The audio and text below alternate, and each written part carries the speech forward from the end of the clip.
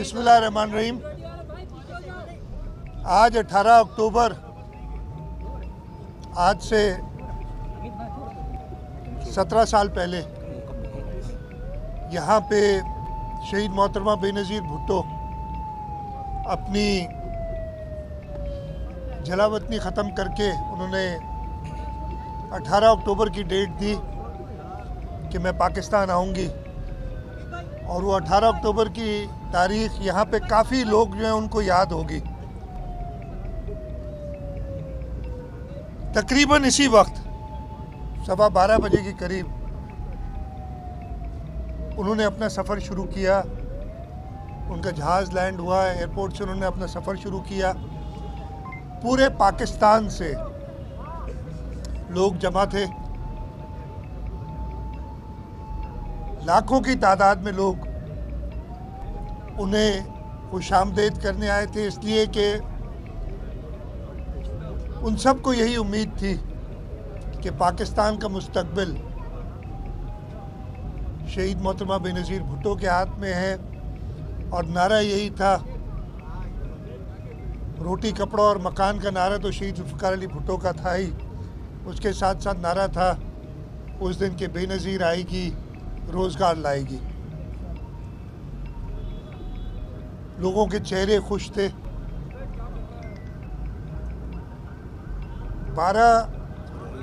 1 सवा एक बजे के करीब उन्होंने अपना सफ़र शुरू किया और 10-11 घंटे के सफ़र के बाद वो यहाँ कारसाज पे उनका काफ़िला पहुँचा। ये मुझे याद है, ये पुल क्रॉस करके थोड़ा ही आगे गए थे तो एक ज़ोरदार धमाका हुआ। मैं ख़ुद उस वक्त ट्रक पे मौजूद था और मैं आपको हकीकत बताता हूँ कि जो पहला धमाका हुआ तो हमने सोचा शायद कोई ट्रांसफार्मर फटा है, कोई ऐसा मसला हुआ है, लेकिन सब लेट गए थे ट्रक के ऊपर जो ट्रक पे मौजूद थे। एक साथी थे हमारे, मुझे अच्छी तरह याद है, उनके नाम अब मैं नहीं लूँगा। कपड़ों में आग लगी थी, हाथ से आग, मुझे हल्की सी आग लगी थी। और उधर से मैं उठा, मैंने कहा देखूं कि क्या है। वो ट्रक में आगे लोग लेटे हुए थे। मैं घूम के जिस तरफ से आवाज़ आई थी उधर नीचे देखा तो काफ़ी लोग, काफ़ी हमारे जो जियाले थे, जो बेनज़ीर साहिबा की हिफाजत के लिए ट्रक के साथ हिसार कायम किए हुए थे, उनकी मैंने लाशें देखी। और उसी वक्त मैंने जो ट्रक पे लोग थे उनसे कहा कि ये ट्रांसफार्मर नहीं है, कोई मसला है और आप लोग लेटे रहे। और उस वक्त मेरे ख्याल 45 सेकंड हुए थे या 1 मिनट हुआ था पहले धमाके से दूसरा धमाका हुआ। और उसमें वो लोग जो सारे पहले धमाके के बाद ट्रक की तरफ आ रहे थे, ये देखने के लिए कि शहीद मोहतरमा को तो कुछ नहीं हुआ। और मैं आपको एक बात बताऊं, मैं इसलिए मौजूद था ऊपर, शहीद मोहतरमा उससे कोई आधा पौना घंटा पहले नीचे गई थी और उन्होंने अपनी तकरीर, इसलिए कि कायद-ए-आज़म की मज़ार पे उन्होंने मजमे को ख़िताब करना था, वो अपनी तकरीर को फाइनलाइज करने गई। जब हम इधर पहुँचे थे कारसाज पे, बहुत लोग जमा थे, इस जगह पे बहुत ज़्यादा लोग थे। और हमने मैसेज भिजवाया नीचे मोहतरमा को कि यहाँ काफ़ी लोग हैं और आप अगर ऊपर आ जाएं। और मेरा ख्याल है चंद मिनटों में वो ऊपर आने, हम जगह बना रहे थे कि मोहतरमा आएंगी, जगह बनाने के लिए तैयार थे, बना रहे थे। खैर, उस दूसरे धमाके के बाद ट्रक से नीचे उतरे और मैं आपको बताता हूँ कि लोगों के इंजर्ड थे हमारे वर्कर, लेकिन उस वक्त भी वो ट्रक की तरफ आ रहे थे, कोई वापस नहीं जा रहा था। ये जज्बा था उन शुहदा का, उन गाजियों का जो उस दिन इधर मौजूद थे। और सब यही पूछ रहे थे कि बीबी तो ठीक है। और सलाम उस अजीम कायद को कि अगले दिन जबकि उन्हें कहा गया कि जी अब आपके जान को ख़तरा, और हुआ भी यही। उसके बाद 27 दिसंबर को, और मुझे पूरा ये बल्कि है कि कई बार उनको इस दौरान टारगेट करने की कोशिश की गई और वो झन्नुमी जो है वो आखिरकार 27 दिसंबर को उन्होंने हमसे हमारी बीवी छीन ली। लेकिन उस दिन के बाद अगले दिन शहीद मोहतरमा बेनज़ीर भुट्टो ने इसके बावजूद को उनको हर एक कह रहा था कि आप बाहर ना निकलें, आपकी जान को ख़तरा है, ये नहीं आपको बख्शेंगे, ये छोड़ेंगे नहीं। उन्होंने अस्पताल गई, लियारी गई, अपने वर्कर जो उनके शहीद हो गए थे उनके ख़ानदान से मिलने। और इसी वजह से मेरा ख़्याल है हम सब जो सख्त मुखालिफ भी पीपल्स पार्टी के हैं वो शहीद मोहतरमा बेनज़ीर भुट्टो की काबिलियत पे तो कभी किसी को शक नहीं था, लेकिन उनकी बहादुरी, उनकी जुर्रत के लिए भी ये बड़े सूख से कह सकता हूँ कि ऐसा लीडर पैदा नहीं हुआ और शायद पैदा ना। आज 17 साल हो गए इस बात को जब शहीद मोहतरमा बेनज़ीर भुट्टो पे ये पहला हमला हुआ था पाकिस्तान में आने के बाद। और आज के दिन हम हमेशा अपने शहदा को याद करने के लिए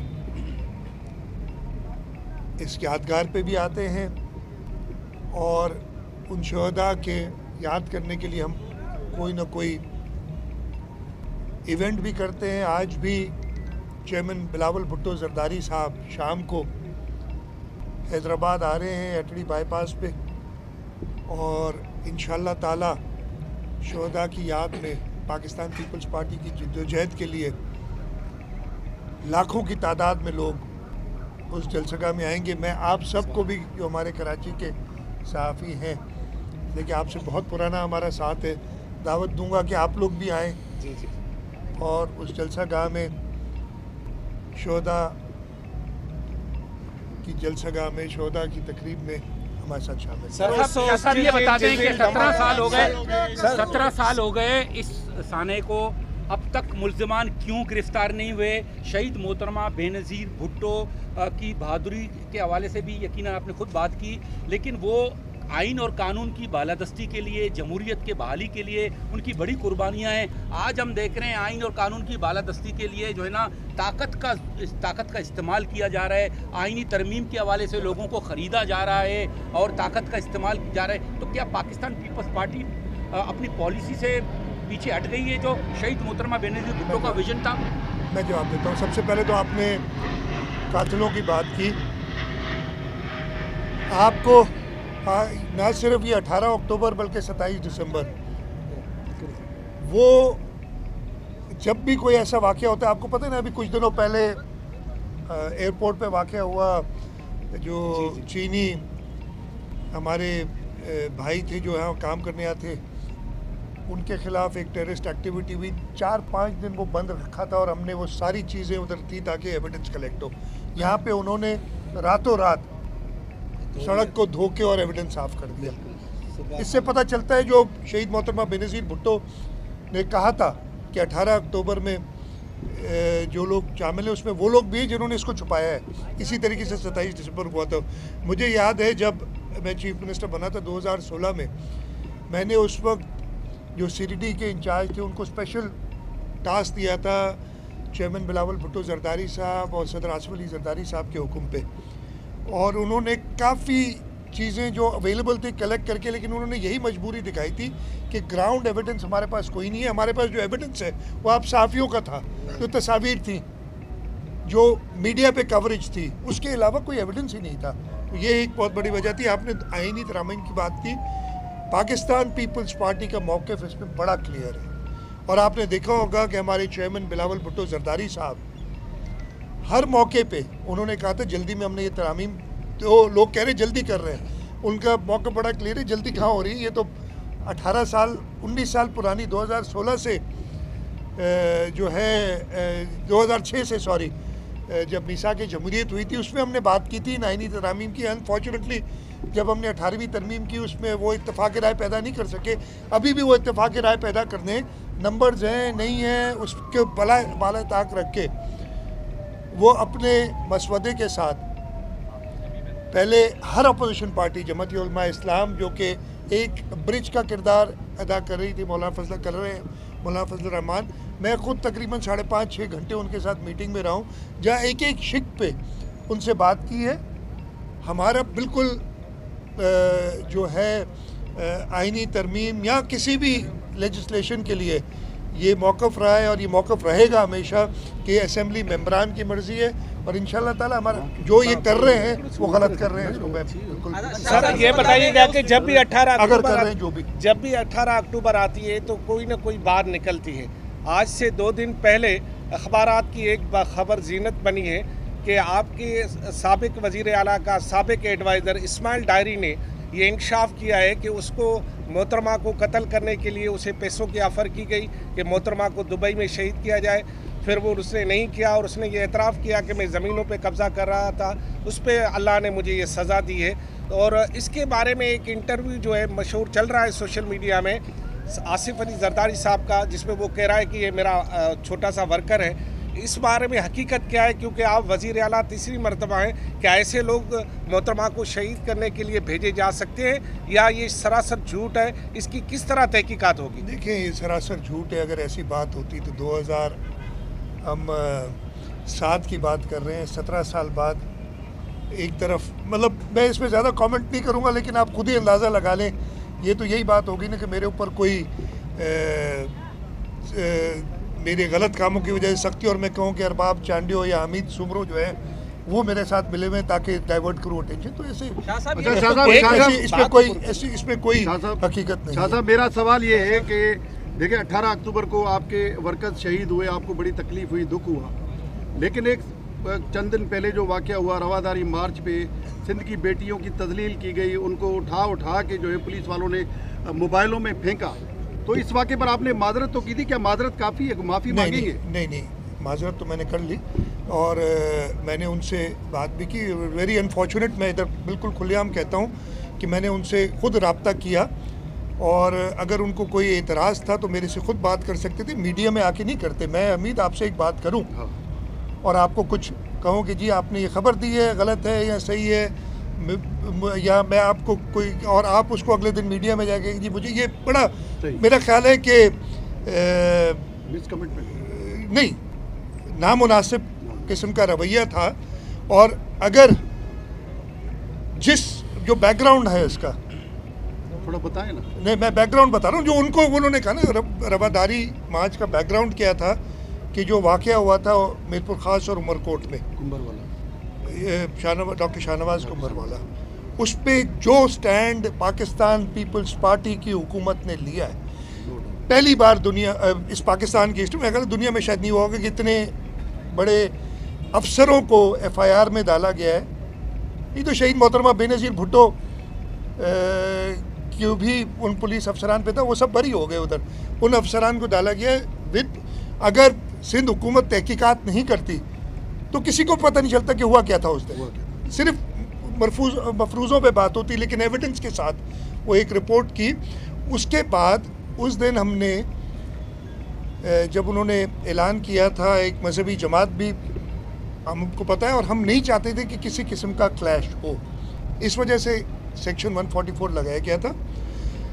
रवादारी मार्च वालों को मेरा ये ख्याल है कि सबसे पहले अगर मैं कहता हूँ मैं रवादारी की तरफ जा रहा हूँ तो कानून की पाबंदी करनी चाहिए। हुकूमत को इख्तियार है 144, हो सकता है मैंने गलत लगाया हो, लेकिन अगर मैं अपने आप को रवादार कहता हूँ और मैं कहता हूँ तो मुझे सबसे पहले तो हुकूमत के कानून को फॉलो करना चाहिए था, मेरा पॉइंट सबसे। और हम पाकिस्तान पीपल्स पार्टी वाले हमेशा लोगों की जो पुरअमन एहतजाज का राइट है उसको कहते हैं, लेकिन कानून के दायरे के अंदर हम कभी नहीं रोकते। हमने हर एक को अलाउ किया है और सिंध की सरजमीन हमारे यहाँ तो एक अच्छा, उस दिन जब हमने देखा कि एक ख़तरा है किसी क्लैश का, उसकी वजह से एक्शन लिया गया था। एक्शन मीनिंग के 144 लगाया और रोका गया था और अल्टीमेटली हुआ यही।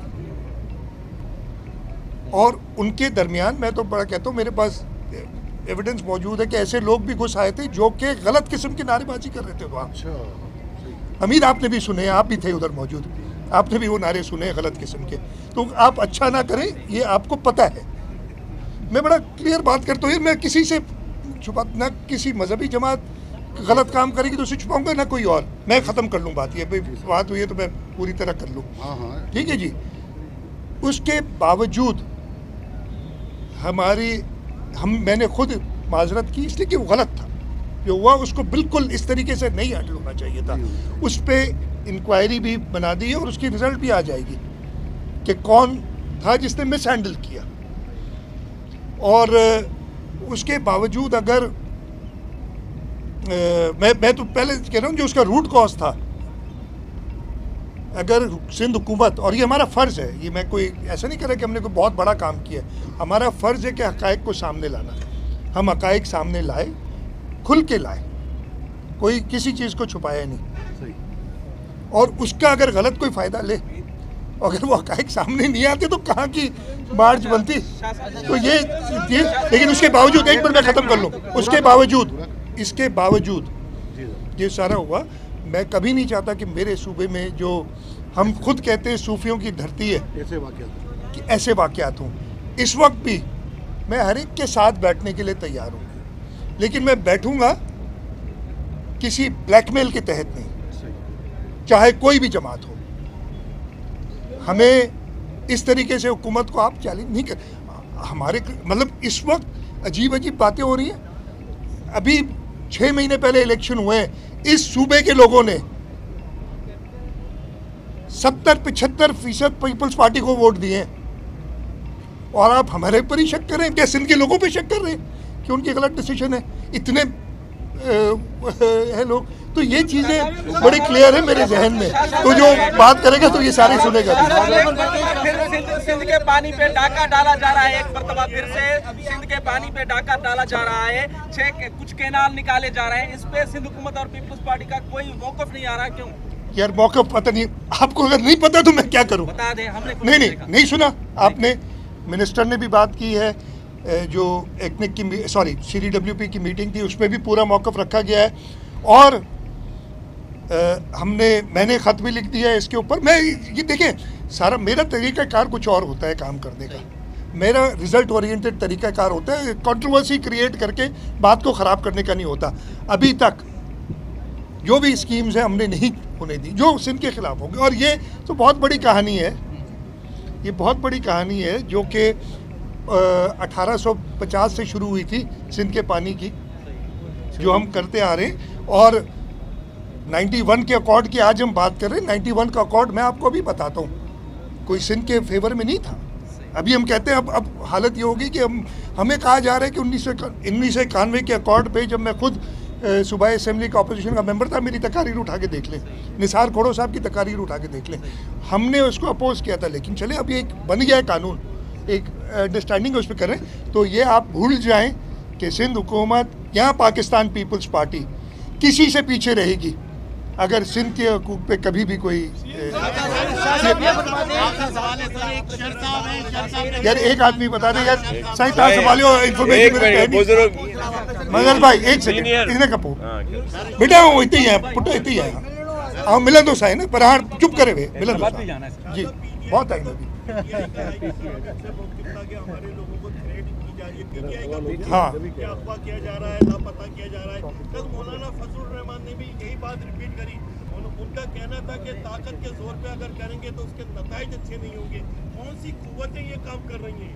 देखिए पाकिस्तान भी, यार मैं भूल जाता हूँ यार, इतना तेज होता तो मैं यार देखिए मैंने बड़ा क्लियर आपको बता दिया बात कि पाकिस्तान पीपल्स पार्टी का ये मौक़िफ़ नहीं है। चेयरमैन बिलावल भुट्टो जरदारी ना सिर्फ जो पार्लियामेंट के अंदर जमाते हैं उनसे मिल रहे हैं, बल्कि पार्लियामेंट के बाहर भी वकला तंजीमों से मिले हैं। उन्होंने इस पे एक कंसेंसस डेवलप करने की, कुछ चीज़ें हो सकती हैं हम चाहते हों लेकिन वो दूसरों को आपको मंजूर नहीं है, तो हम कॉम्प्रोमाइज़ कर रहे हैं। तो इसको गलत कहा है और गलत है ये, अगर कोई ऐसा लास्ट क्वेश्चन ये यार ये भाई कर रहे हैं मैं एक भाई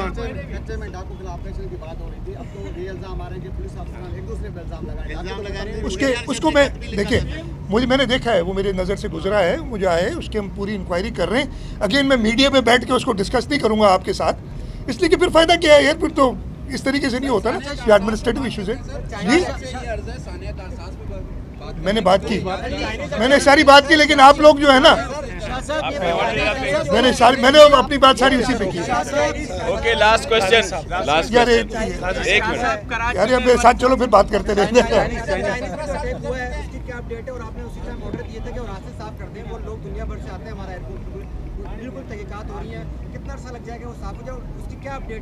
अपडेट्स हैं कुछ, मैं ज़्यादा डिटेल नहीं बता सकता आपको अभी। उसमें काफ़ी एडवांसमेंट हुई हैं, गिरफ्तारियां भी हुई हैं, जड़ तक पहुंच चुके हैं। जो इसमें कमज़ोरियां रह गई उनको एड्रेस किया जा रहा है ताकि इस किस्म के वाक़यात दोबारा ना हो।